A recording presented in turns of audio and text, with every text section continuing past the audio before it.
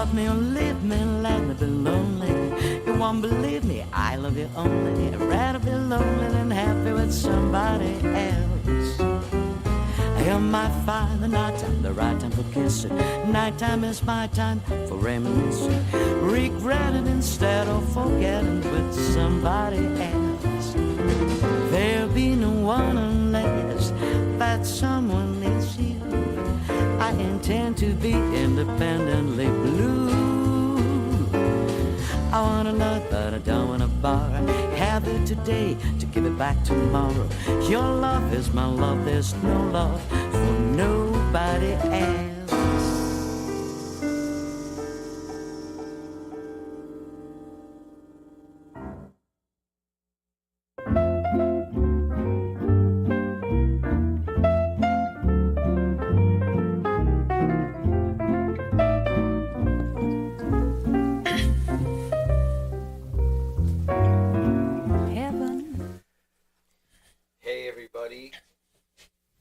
Hey everybody, AM 1230 WJOB and 104.7 FM. I believe we're recording this podcast live on the air, correct? So watch what you say. Do not say shiitake mushrooms ever again, okay? Or anything close to fire truck. Can you turn his mic on, please? My name is Jim Deedlow. I am a host. I am not the main host. You just turned me down. Co-host of the Jim Wieser Podcast, Wieser, and you can get that anywhere you get your podcast. You can also get it on YouTube. I do want a little bit of house cleaning here. We are moving, and this is a temporary studio, so if it looks like somebody's basement, it kind of is somebody's basement, and we are able to do it, and I think the sound's actually better. But the video and the presentation is not what it has been in the past. We are produced by Adriana Alvarez. She does an amazing job. Any of the podcasts, if you're not doing anything and you're just like, man, I need a podcast, just go to WJOB 1230 on YouTube or on any of the podcast services. And there's all sorts of podcasts. The Wieser Podcast is just one of them. Please like on whatever service that you use. Jim Wieser, how are you? Yeah, doing all right.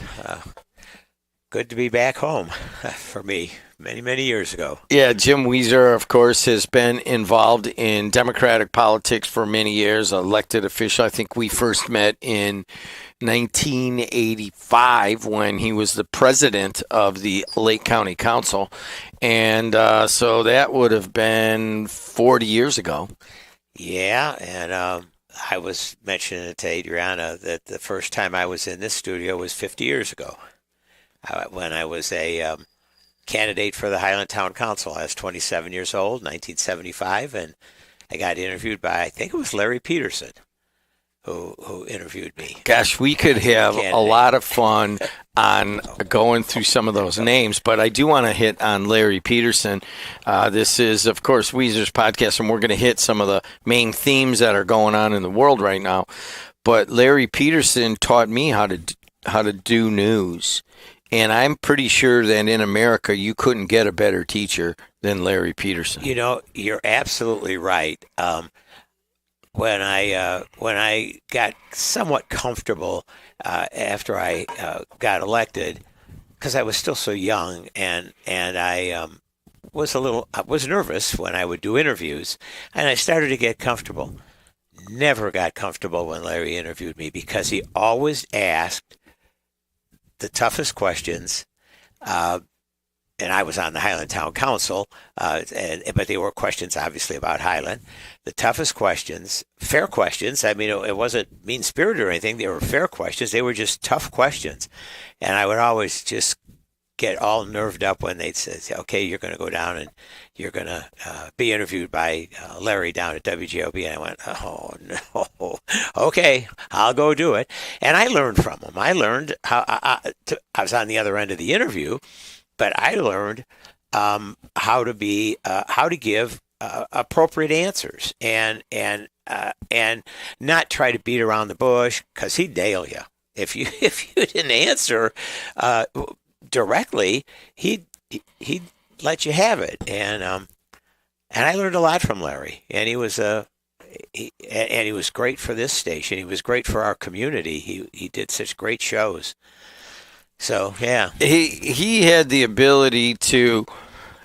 I think in the current environment where we are here in 2026, it is often a very aggressive, and it is a very almost a hostile tone from the interviewer. Sometimes it gets to a level I'm not used to. And if I learned anything from Larry, it was that you can get to that tough question better with with honey rather than a hammer. Oh, yeah. Okay, and he taught me. He taught me the velvet hammer theory, I guess it would be. But you don't need to speak aggressively or yell at people or yell about them when you were talking at a different time. But you can get the message across, and you can ask that very difficult question that nobody wants by just kind of working your way into it. And that takes a while to get to and kind of is a lost art. I believe it's coming back a little bit right now. Well, I'd like to think that it is, but that's exactly what he did. He and I don't mean he would set it up. And first of all, he had an unbelievable radio voice, one of the better ones I've ever heard. Great radio voice, and he would set it up by giving some nice background, and then by setting up the issue, and then he'd ask a preliminary question or two, and then he'd get to the tough question. If we had an issue in the police department, and that was something that was known, and how did you handle that? Or if you had issues with, I know my first year on the town council, our big issue was we changed from municipal garbage collection to private collection. And man, you talk about baptism by fire. The first time we announced that, we had the people were out the door at the town hall. We've had this, and you had to go through the whole reason analysis as to why, cost benefit analysis as to why, and he'd ask tough things like that, and he'd get right to it. So, I gotta be straight. There are a number of elected officials that do not want to come on with me, and some won't. And it's not because, I'm bad-mouthing them or whatever. Mitch Daniels was like, dude, you are the harshest interviewer. And I'm like, Mitch, every time you come on, we talk sports, and then I get to, he goes, no, you know what you're doing. And, he'd call me Columbo. He goes, you're Columbo, just kind of like, just messing around, and then you stumble right to where it needs to go. And I'm like, I guess I learned that from Larry Peterson. You do not have to be ungentlemanly like in a all you're doing is getting information from people who are elected for the electorate. That's your job. But you don't. The best way to do that is not to go that aggressive at people. Yeah. And Mitch hated it. He goes, I like it better when they just come at me, and I know they're. But you and I are talking sports, and next thing you know, I'm in a position, and I'm in a corner, and I'm like, okay, I get it. But there's a number of local politicians that don't like that. They would, they just don't. They're not comfortable enough. And if I've been doing this 40 some years, that's what happens. Yeah, You're not one of them. No. I've always been comfortable with reporters or people in the media asking direct questions or pointed questions, challenging questions, because that's what your constituents want to hear, and they want to know what your response is. They want to know what your position is. And sometimes it was challenging, but it was good for me too. It was good for me for the feedback that I'd get, and how I'd answer the question, and if I did it appropriately, and if I did it respectfully. So yeah.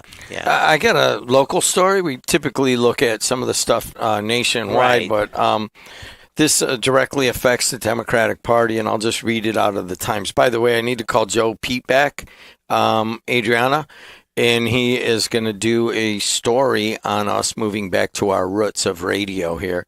And you got to hear me get really angry at people because they're forgetting that we're here to get back to our 102 years of radio, and they want to put all this tech in. So that's for Adriana right there. But anyways, the top law enforcement officer in Lake County is accused of misspending nearly $300,000 on pricey hotel rooms, golf outings, restaurants, alcohol, and numerous other purchases not authorized by Indiana law. Special investigative report by the SBOA, State Board of Accounts, is asking or demands Oscar Martinez Jr., the sheriff, repay hundreds of thousands of questioned charges in hundreds and thousands of dollars worth of questioned charges. Now, the response is that Sheriff, this is from a guy you know well, John Kopak. Yeah. Sheriff Martinez understands that the work the Sheriff's Department is much more than arrests and incarcerations. It is the policy and commitment of the sheriff to overall community improvement that leads to less crime and improving police and community relations. This is not a unique dichotomy here in Lake County, and this has come up in other areas where people are spending money to get out into the community, and then, hey, that's not law enforcement, and then you have to look at each of those expenses. But I know that you're kind of involved here, and I don't know what you can say and not say, but what is your first reaction to seeing this article this morning? Well, I have reactions from a number of different perspectives. I remember what I used to think about the commissary fund when I was a county councilman and said, why don't we have oversight on this? How is this fund sitting out there, which builds up a substantial amount of money? And for those people that don't know, it's money that's actually received from the inmates. Because we have to remember that the inmates in this particular case are not, for the most part, convicted criminals. They're people that are detainees awaiting trial. And so the inmates would want various services that provided to them, and they would have to pay for it. And they would pay, and it would go into what they call the commissary fund. So I look at it, one, from a county council perspective, and I used to say, why isn't that included? I know we do the sheriff's budget. Why isn't that included in the budget? And there would be all these reasons that were given. Primarily, you got to remember, Lake County is one of 92 counties. In most of the counties in the state of Indiana, the sheriff is the sheriff. He is the sole. He may have deputies, or she may have deputies, but the sheriff's the sole law enforcement officer. There's no Hammond Police Department, or there's no police department of this city or that town, because many of the counties don't even have the cities and towns. So that's a fund that the Sheriff's Association is very protective of. And I battled that as a county councilman. Now, put my other hat on. For 9 years, I was the attorney to the sheriff of Lake County when Stephen Stiglitz was the sheriff. And then you get to see another side of it. I can't say that I agreed with it from a financial oversight perspective. I still thought the county council should have oversight, but I also discovered that there were many opportunities that the sheriff could utilize these funds in a very legitimate, appropriate way to advance the cause of law enforcement, by working with nonprofit organizations, by working with religious organizations, and getting out the word and doing programs on drug and alcohol abuse and things, educational programs that would benefit the community and help in law enforcement. So there's that aspect of it. Then there's the State Board of Accounts, which has always been a challenging entity to work with when you're an elected official, and their review of things. Now, in this case, it was a special review. It wasn't just a typical regular audit of a governmental entity or governmental agency. So not one does. There's legitimacy to both sides of the issue. Until I got a phone call at home last night about 8 or 8:30 that alerted me to this, I wasn't even aware of the situation because I'm not out there anymore. I'm not involved anymore as an elected official, nor as the county chairman any longer. I probably would have had more knowledge of it were I still the chairman.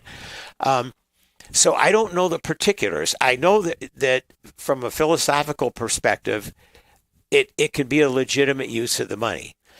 But I also know that if the State Board of Accounts is doing a very detailed analysis, there's reasons to be, I think there's reasons to be concerned, but I don't think it's just, I know the first reaction of people is, oh my God, there's corruption, there's people getting money, he's taking vacations or doing whatever.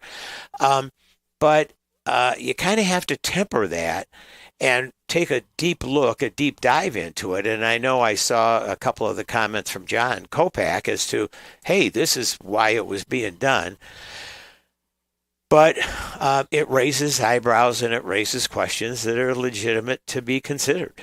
So I get that. I mean, community policing, community involvement with organizations has been at the forefront of policing for the last at least the last decade, time. right? Yeah. So Oscar Martinez is at a lot of places, and he puts out a lot of money to nonprofit organizations. And the largest category of questioned spending included 221 donations to various nonprofits, churches, labor organizations, and so forth, totaling $265,000, including money for 43 golf outings and advertising, media, and events that personally benefited Martinez. So that's the one part of in Dan Carden's article at the Times that I was just a little bit like, all right, if he's given money to a golf outing, how is that like personally benefiting him? But there are other ones where he bought alcohol and stuff like that, and I think maybe you might have to reimburse the state for. So really where you're at is on a philosophical, not necessarily a legal thing right now. I'm sure it'll be sorted out. But here you and I are talking, should the sheriff, should the police chief of Munster, should the U.S. attorney, I mean, should they be involved in the community spending money in any way? I mean, that's really what you're asking here from a philosophical perspective. What's your answer when I put it like that? It's a legitimate question to be asked. And I think the value of it and, whether or not it's an appropriate and a good practice is going to be set forth in what the ultimate end use of the money was. If the end use of the money, let's say at a golf outing, and he donates to a golf outing, but the golf outing is for the Boys and Girls Club, that makes sense to me, that he does something like that, and they realize that the sheriff is concerned about that. But if it's a golf outing for a bar, candidate, a bar, if it's a golf outing for a bar. But if there is a charity attached to the golf outing, which there mostly is, right. So now you have another issue. Right, and that's what I'm thinking is ultimately probably what's going to come out of this is that a number of those, because you have to remember, the State Board of Accounts is doing an audit. Their audit is is strictly financial, or should be strictly on a financial basis? Is this looking at this at the rules and regulations, because there's no state statute or the Constitution that regulates that, so that you'd be looking at regulations that have been adopted. Is this consistent with the regulations of the use of taxpayers' dollars? And if it is, okay. If it's not, then we're here to ask you to pony up the money, because we don't believe that it is. And that becomes oftentimes subjective. So it's really a much larger issue than when it just hits you. And you'll notice that it's I don't believe that it rises, at least at first blush, and I don't believe it rises to the level of criminal activity, but it could rise to the level of these expenditures, or some of these expenditures haven't been consistent with rules and regulations and practice that we generally accepted accounting principles, which just using that as an example. And we're going to have to explore all of that and come to a final determination as to what it is that's taken place and if it's legitimate or not. Well, you said you had the key word there, subjective. And subjective and politics go hand in hand sometimes. And I was a little surprised that Mike Ripe, the commissioner of Lake County, stepped forward and was very critical of the sitting sheriff. I mean, obviously there's some well-known traditional rivalries there, and we'll just let that go. But Ripe, the president of the council, commissioners, described the sheriff's behavior as detailed in the report as egregious. And if I had a choice between who I'm going to believe, it would be the State Board of Accounts over the guy that's accused of missing $300,000, $300-some thousand. I'm surprised because, that's a kind of a presumption of guilt at one level. And it's also, it's almost like it's supposed to be a non-political thing. And it's pretty well known that, there's some politics involved with those two. What was your take on... there you go. Turn your phone off while we're doing this, will you? It is. I know, that was mine. It is. So anyways, I mean, it's fun for my morning show because people are calling in this morning, it's all corrupt, it's all corrupt. And then I bring up Ripe's name and his brother walks in, and it was kind of fun. But it also has a political element. It has somewhere in there, it's like, why is the State Board of Accounts going after something that's been going on for 50 years? Yeah, well, I obviously that's in the back of my mind. You can come up with all kinds of different theories, legitimate, conspiratorial, whatever they might be. But I always question issues. When I was an elected official and someone would raise an issue regarding either what we collectively did as a council, either county or town, or what I did as a particular councilman, and it involved the State Board of Accounts, that would always be my first reaction, because it would always happen under a Republican administration, and you'd say, hey, this is just really fair game here, and all we have to do is just get it out there, and the average individual is going to react, and the average voter and citizen is going to say, what the heck is going on? Here we go again. And this is not inconsistent with that letter or whatever you would call it, that thing that person that worked in the auditor's office sent. You can see a pattern, and but I don't think it's beneficial to anybody to sit there and politically point fingers. Not to me. I think you can raise the issue. Is there politics involved in it? Of course there is. To what extent? Don't know. But sometimes the State Board of Accounts can be the governor's doge. Let's leave it right there. Let's leave it right there. This is the Wieser Podcast. And Adriana Alvarez is producing, and Jim Wieser. Please don't end it right now for a second. No. Yeah.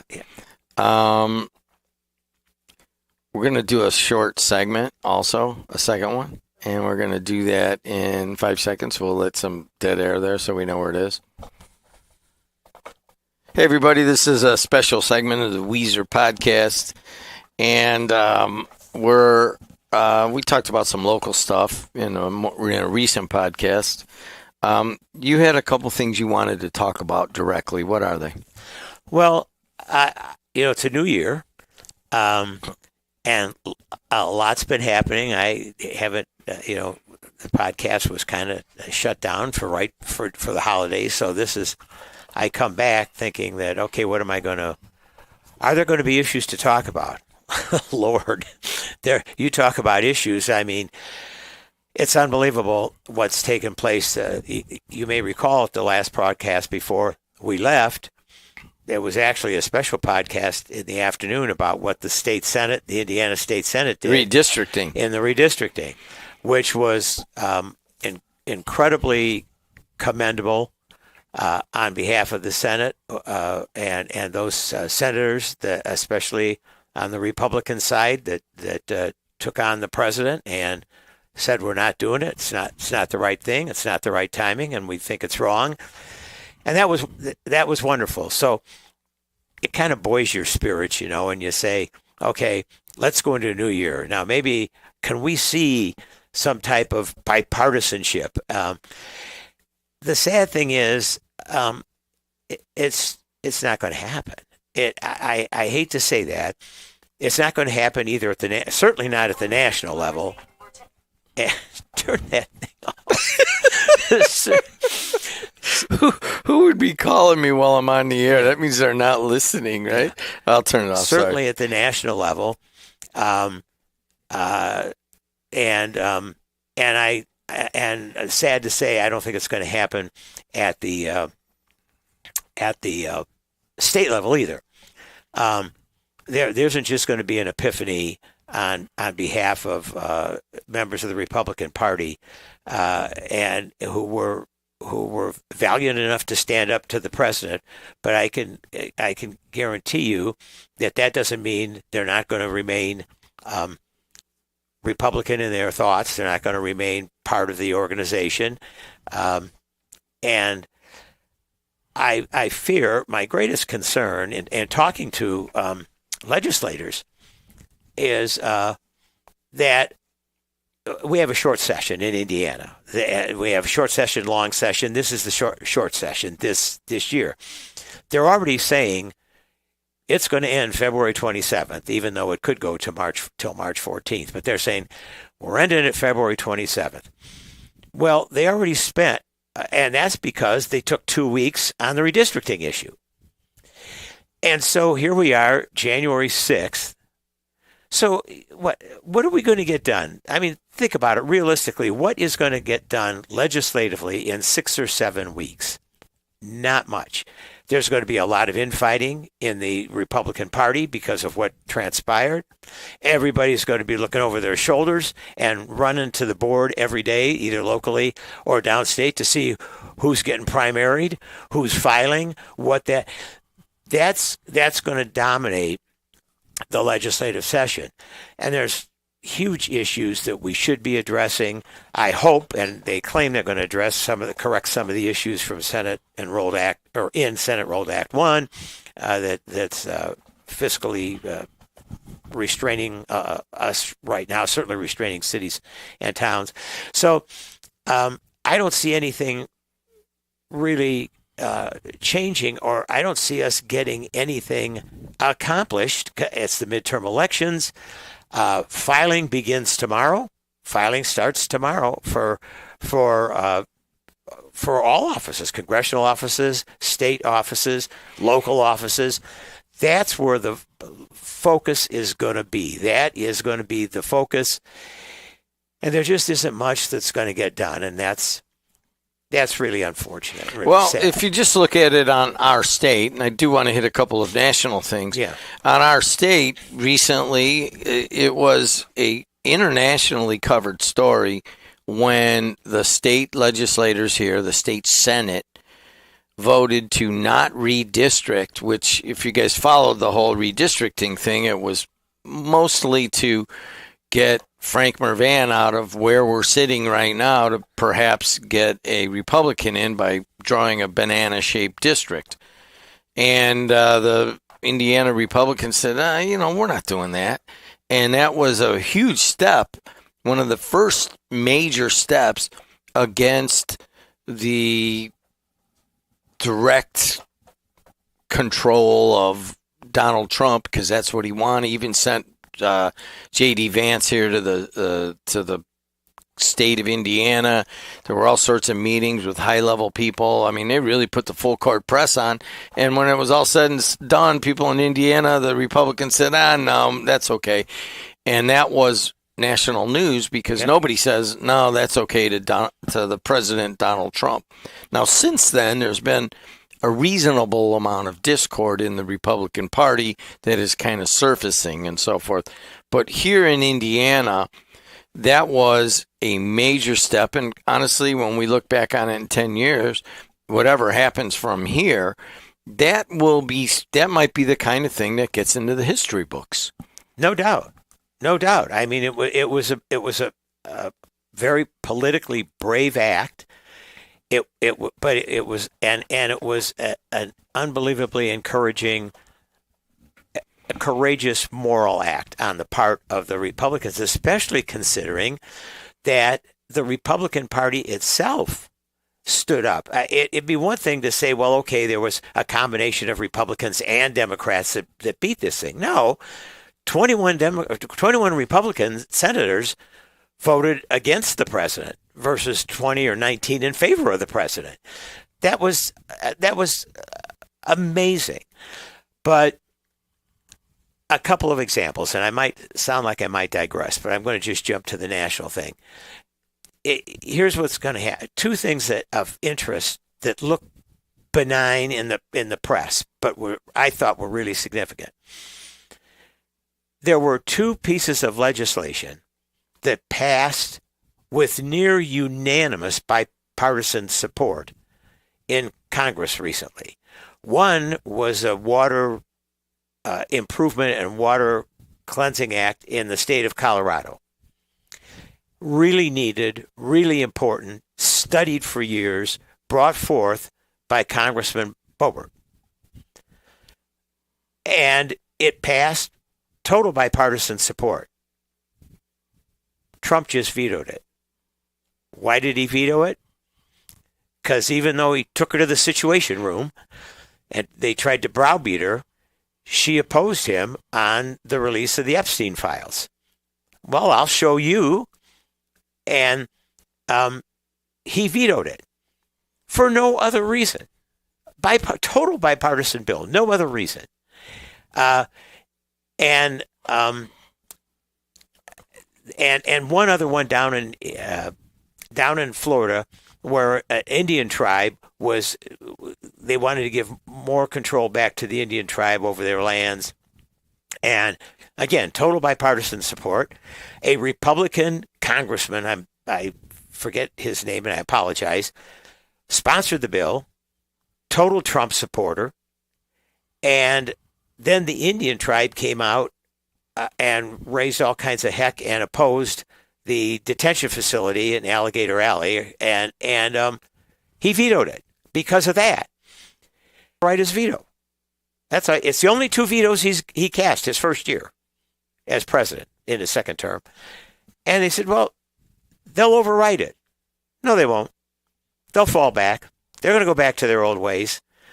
They're gonna say, am I going to risk getting primaried? Am I going to risk the wrath of the president on something else?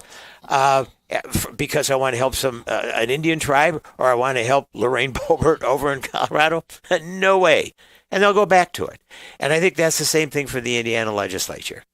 It's going to go back to their Republican belief and their belief in somehow, I don't know how anybody believes in how Trump does anything to improve this country or the world, but they'll go back and they'll toe the line.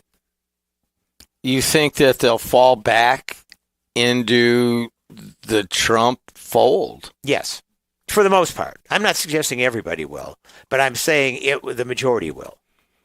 You know, that's interesting because from a branding perspective, and obviously Adriana's studying that right now, and you look at it, and if you were to look at, all right, you know, you're an up-and-coming Republican, you know, maybe you've got some convictions, maybe you're just kind of trying to feel your way in. You're like, well, what if this fizzles out? This MAGA thing fizzles out. Do I want to be seen now as somebody who's always kind of held their ground on principles and didn't join it necessarily? Or do I want to kind of like tiptoe my way back into it just so I can keep my job and so forth? I mean, it would be an interesting, I'm sure there are a lot of elected Republicans, especially on the younger side, that have possible upside, that they've got to make that choice. I mean, if they want to be seen as, hey, you know, I remember interviewing Todd Young, and he wouldn't, you know, nobody was asking him why Trump didn't endorse him in Indiana, and it was pretty obvious, but he never really answered it. And I finally said, hey, listen, you know, are you in or are you out, or you know, how's this going? He stopped and he just said, hey, listen, I can stand on my own 2 feet. Mm-hmm. And I was like, there's branding. It was a little early. It was a couple years ago. But if people were to come out right now, I mean, a lot of folks are saying that you're entering a lame duck presidency. What's next? If you were looking at what was next in the Republican Party, you may be coming back to more traditional conservatism, is what I would see as a kind of a risky thing. But you may get primaried, but if you're able to win that, as a traditional Republican, you could really be in a position to zoom up, because everybody is kind of falling in line like you're talking about. Yeah. Does that make any sense to you from a branding Yeah, I get what you're saying. And there are, I'm sure, those brave few that would be willing to go about it in that manner. But the problem is, if you look around globally, just look around the world. Government is, in many, many parts of the world, including our country, is not government by the people or by rule of law. It's government by power. It's government by power.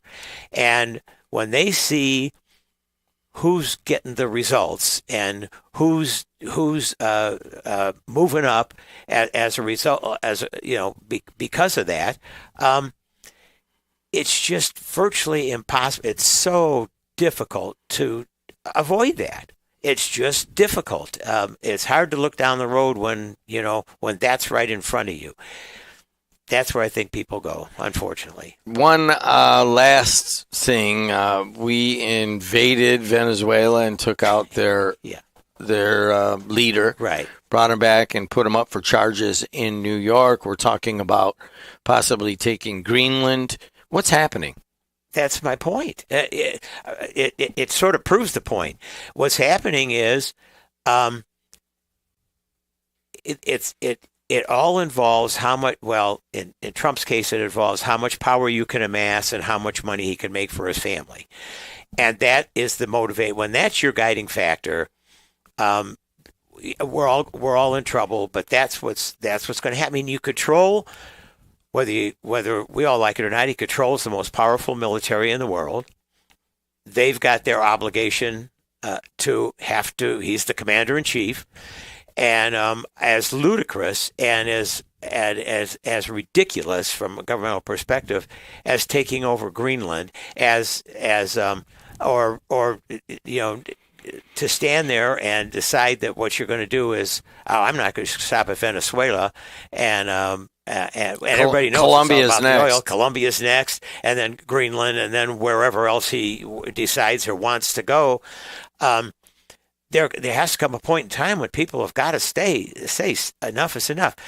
And what concerns me is it's him. It's, when I say him, it's that small group of people around him, the Project 2025 people, and he's just there.